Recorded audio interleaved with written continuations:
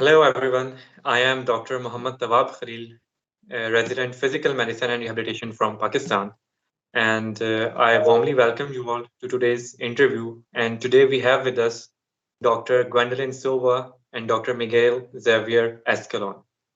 Dr. Sowa is the current president-elect of American Academy of Physiatry. She is the endowed professor and chair of University of Pittsburgh, Department of Physical Medicine and Rehabilitation, and director of Rehabilitation Institute of UPMC. And she's also the co-director of Ferguson Laboratory for Orthopedic and Spine Research at University of Pittsburgh. She did her PhD in biochemistry, medical degree from University of Wisconsin, and PM&R residency from Rehabilitation Institute of Chicago. She has had over 15 years of experience in basic sciences and clinical research in spine disorders, for which she has been consistently funded, including a recent NIH-funded Backpack Mechanistic Research Center on phenotyping of low back pain, for which she is also the co-principal investigator. Dr. Escalón is the Vice Chair of Department of Rehabilitation and Human Performance, Director of Critical Care Rehabilitation, and Residency Program Director of PM&R at Icahn School of Medicine, Mount Sinai. He did his medical degree from University of Illinois and specialty training in PM&R from Baylor.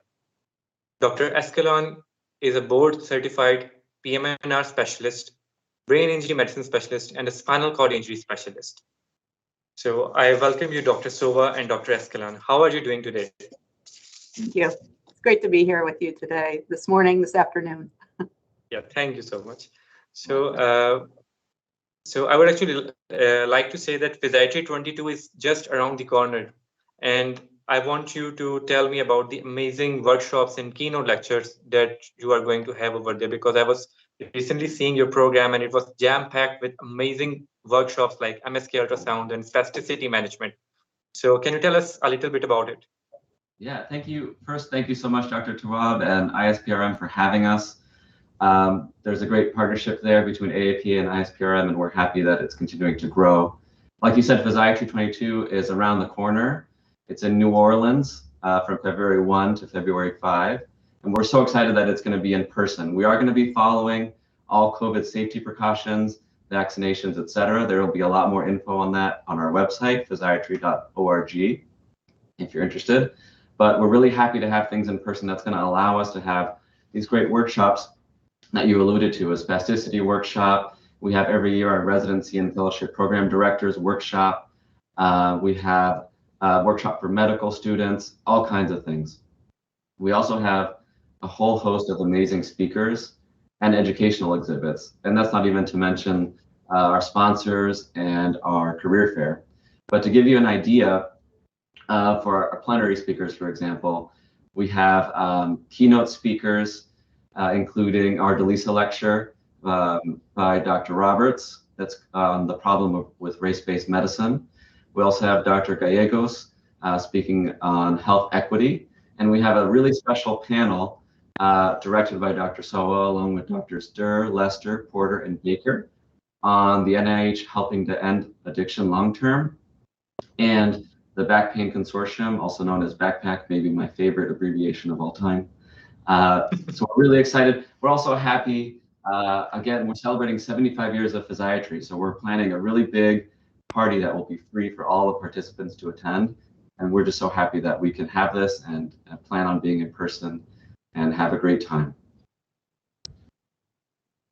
Yeah, it's amazing to have an in-person conference, after these past 2 years, it's going to be a refreshing thing. Absolutely. So American Academy of Physiatry and ISPRM has been collaborating since long to advance the field of physical medicine and rehabilitation. So in the coming future, how do you think that this collaboration can benefit both societies and physical medicine and rehabilitation in general? Yeah, I think thanks for that question. I think that obviously ISPRM is such an important partner for us. And as we continue to work really hard to enhance academic physiatry globally, this has been such an important relationship. Of course, the milestone in this relationship was our in-person meeting that we hosted together, AAP and ISPRM, back in 2020, which seems like a lifetime ago. But we were then able to gather and learn from each other, make memories. I think it's so important for us to cross-pollinate and learn from each other and make sure we're not practicing, educating, doing research in silos, but learn what each other are doing and can benefit from each other from that perspective. And since the 2020 meeting, we've continued to have a really strong partnership. AAP is proud to be a National Society member, and we use that to make sure that we are doing that. We are cross-pollinating, exchanging information, making sure we're highlighting each other's programming, and making our members aware of what's going on globally. And importantly, we help each other with programming for the national meeting. So as we start to get ready to come back together in person, as you allude to, we're really excited to be partnering on all of that programming. ISPRM participates in our program committee to develop international sessions that are very, very popular for the AAP members, and an important way to showcase what's going on globally. And we also have a global academic subcommittee of AAP and ISPRM members, and they will be presenting at our AAP meeting this year about building global resources for physiatrists. So many other international colleagues will be presenting at the AAP meeting, and of course we invite ISPRM members to attend our meeting, importantly at the AAP member rate, continuing to foster the relationships between the two organizations. And I know that a lot of our AAP members are very, very excited to be attending the ISPRM meeting in 2022 in Lisbon. Yeah, that's great. So, okay, next question is going to be a little bit tricky, but AAP is actually a very stern advocate for PM&R in the United States, and it has been a driving force for formulation of nationwide policies for PM&R specialists and the access of PM&R by the patients. So many of our listeners are from nations where this type of stern advocacy is still lacking, even in 2022. So what suggestions do you have to improve the advocacy, and what are the lessons that we can learn from your experience that can help other nations in advocating for PM&R in their respective countries? Yeah, thanks. It's probably it's more important than ever to be doing some of this great work. And I would say, the biggest lesson learned for me is to just start. So, you could think, oh, it's a big lift and we need, a lot of resources and things to do this advocacy effort. But in fact, a simple email, a simple phone call, learning a little bit about what your local representatives are doing, and what they stand for and how you can have an impact and influence and educate on that is very, very important. So I think the most important thing is just taking that first step, and making the effort and reaching out. And certainly then you can build on that. And we, as an organization, have had experiences where we get together and do these things together. We do have a public policy committee where we monitor what's going on and work directly with members of Congress. The board of AAP has done Hill visits where we go and meet with representatives of our of national government, and talk about the important things that are meaningful to our members, to our patients, advocate for research efforts, advocate for support and funding for education to make sure we can continue to grow the future generation. So, again, some of these bigger picture things can be done, but I think that the most important piece is just to take that first step and don't be afraid to reach out, because what's interesting to me is to learn how much our government representatives really want to hear about that, particularly when you're one of their constituents. So we have resources through our meeting as well to help get people comfortable with this and learn how to advocate, how to identify the issues, and then how to speak to these issues. But I think, again, the hardest part is just getting started. So it doesn't have to be a big lift right off the bat, just reaching out and starting some of those conversations. But again, something, with our experience, we're happy to help anyone in some talking points or, just some general skill set on what might speak to representatives that can influence things in their local environment. Yeah. Dr. Sowa, you were just talking about some of the resources that you had that can help someone for advocacy for PM&R. So are these resources available on the website of AAP? Absolutely. There are some resources available right through the website. You can link to the Public Policy Committee and see some of those resources. And we'll be making more and more of those available, particularly to our members. But also, we're more than open to just grassroots effort, people reaching out to us directly and developing those networks and relationships and supporting that. There's no reason for anyone to reinvent the wheel. Some of the things that we've done, we're more than happy to share that learning. Yeah, that would be great. So taking on with the same theme, so one of the successes of AAP is the fact that there is a 20% increase in the applicants on ERAS for physical medicine rehabilitation.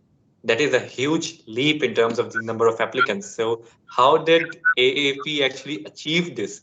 Because it is very essential to stimulate the other doctors and medical students, to introduce them to PM&R, and then to stimulate them so that they can see themselves in this specialty. So can you kindly tell us a little bit about that as well? Yeah, sure. I can start with that, and then I'll ask Dr. Escalón to jump in because he's certainly been very involved in these efforts as well.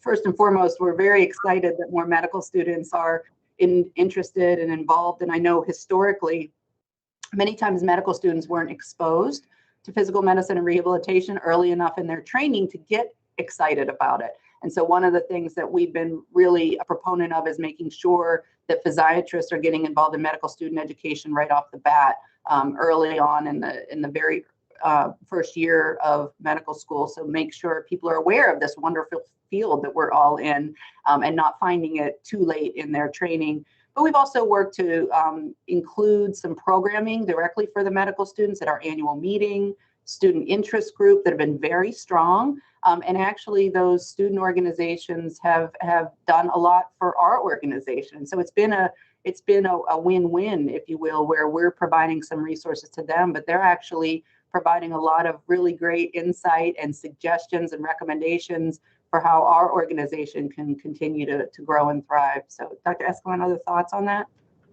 Yeah, thank you, Dr. Sowa. I'm certainly biased and maybe I'm preaching to the choir here, but I think Dr. Sowa touched on something important where I feel that physiatry really embodies everything it is to be a physician and wanting to help people and get them to a place where they feel better.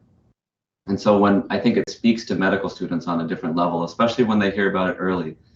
And like Dr. Sowa was saying, the AAP's done a wonderful job of creating this medical student community and the Medical Student Council.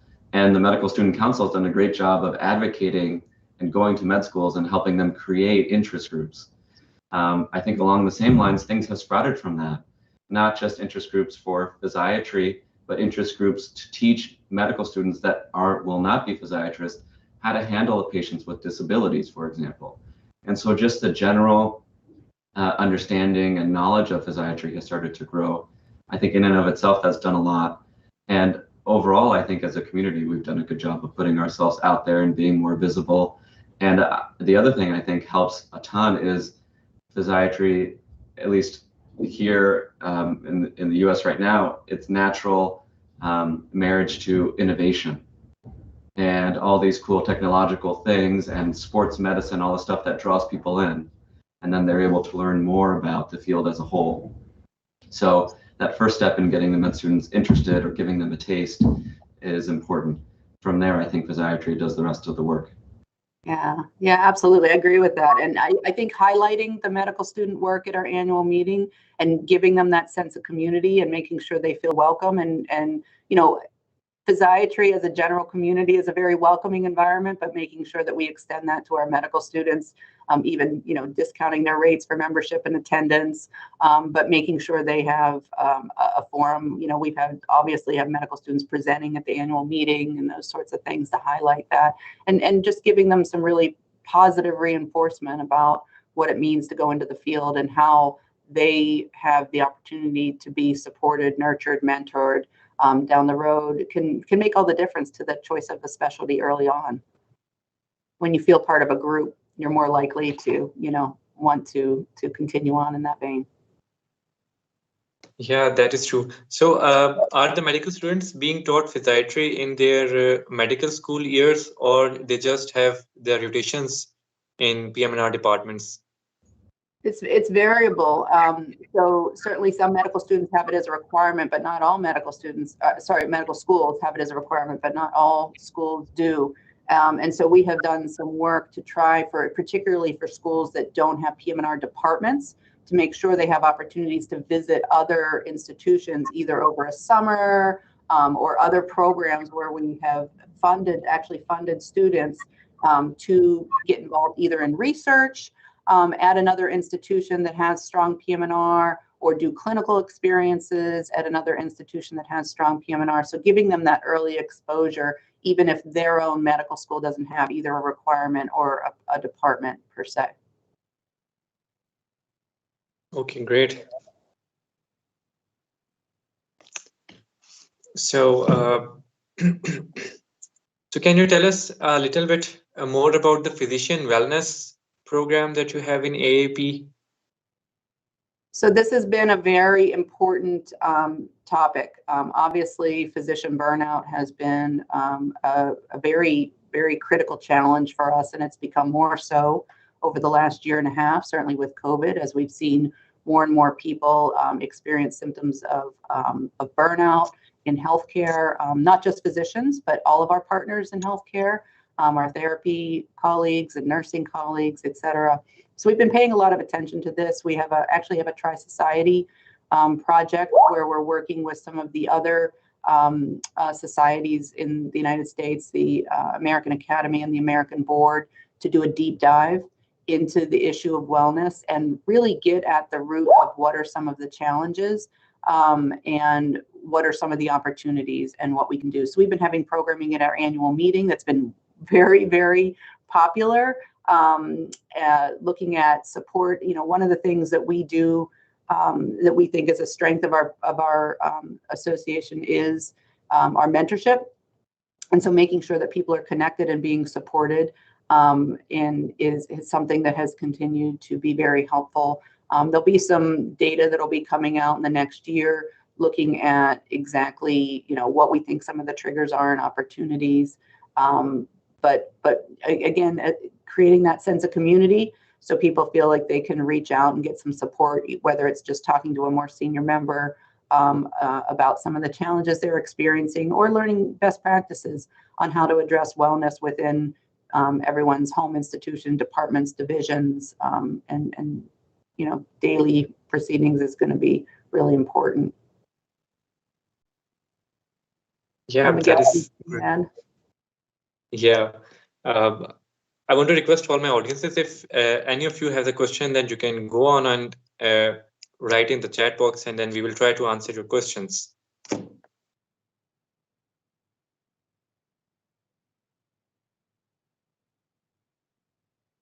I don't think so we have any question. Yeah, so I think we can wind it up.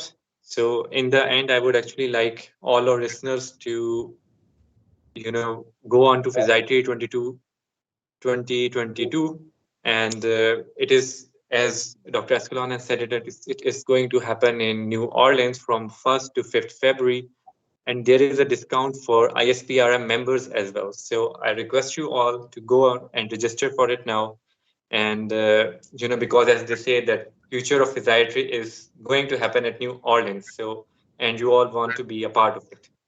So thank you so much, Dr. Sowa, and thank you so much, Dr.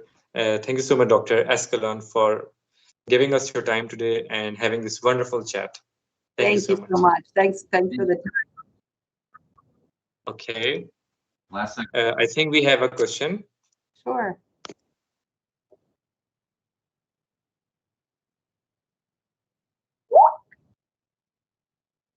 Okay, one of our listeners has asked about the fellowship programs in US regarding the PM&R. Sure. So generally, there are a lot of fellowship programs. One thing that'll be really important, particularly at this conference, is we have the job and fellowship fair. So at the fair, there will be available different hospitals or recruiters or schools that have available job positions and fellowship positions. And so you could learn a lot more about the different fellowships that are available, what you might be interested or not. But just to give, I mean, there are between accredited and non-accredited fellowships in the US, over 13 or 14, I think. But, there's sports medicine, there's pain medicine, there's brain injury medicine, spinal cord injury, kind of all the basics, plus there'll be a lot more. So I would encourage anyone that's going to be there to stop by the job and fellowship fair. And you could always, if you are there, also just if you see myself or Dr. Sowa, I'm going to speak for her, hopefully she won't mind. Just come say hello, grab us, ask us. We'll be more than happy to answer, or anybody from AAP will be happy to answer and delve deeper if you have a specific question about a specific kind of fellowship. Okay, one of our listeners have asked that, is there any plan to address these states in which they do not have currently any PM&R residency, for example, South Carolina, Oregon, and Idaho?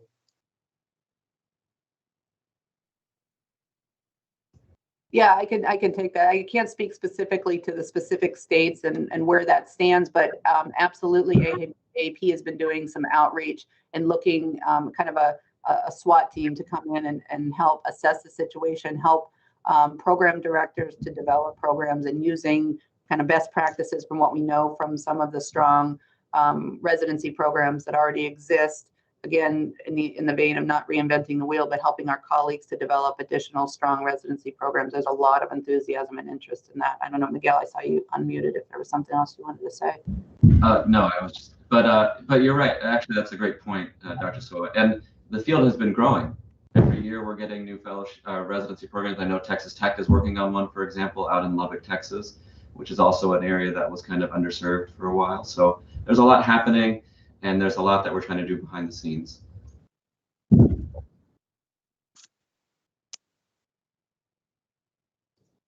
Okay, I don't think so. We have any more questions. So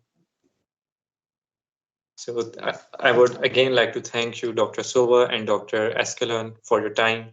Thank you so much.